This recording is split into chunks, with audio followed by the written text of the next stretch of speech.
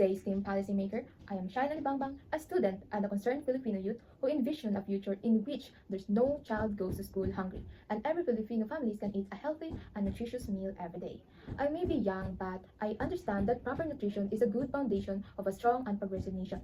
That's why, in line with the 51st Nutrition Month celebration and its theme, food and nutrition security maging priority.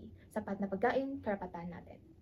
I am here today to raise awareness and to humbly ask for your support to address food and nutrition insecurity in our country. This is not just a health concern, it is a national emergency. Today, over 31% of Filipino households suffer from food insecurity. In Bangsamoro Autonomous Region in Muslim Mindanao, 1 in 2 families face daily uncertainty about their next meal.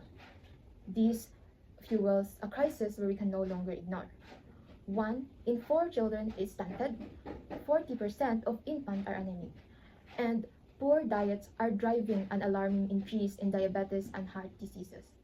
This is not just a health issue, but a barrier to learning, to productivity, and to progress.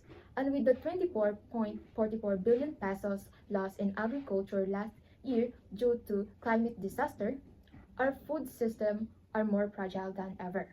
These numbers are heartbreaking, but they are not hopeless. We already have the solution. The Philippine Plan of Action for Nutrition 2023 to 2028 provide a clear and established road forward.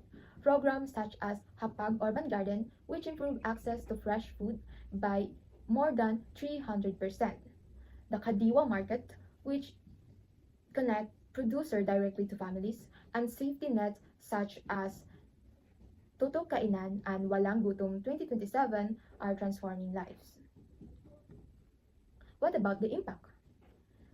Investing 1 peso in nutrition returns 16 pesos. So, what better investment can we make than in the health and future of the citizens? But this program needs champion. We need our leaders to act. So I urge you to fully fund local nutrition plan aligned with PPAN. Prioritize nutrition in climate and agriculture budget. And lastly, promote cross-agency collaboration among DA, the SWD, DepEd, and NNC. But before I end this, I want you to remember that nutrition is not a luxury. It is a right guaranteed by our Constitution and the foundation of national development. Let us not just wait for more children to suffer before taking actions.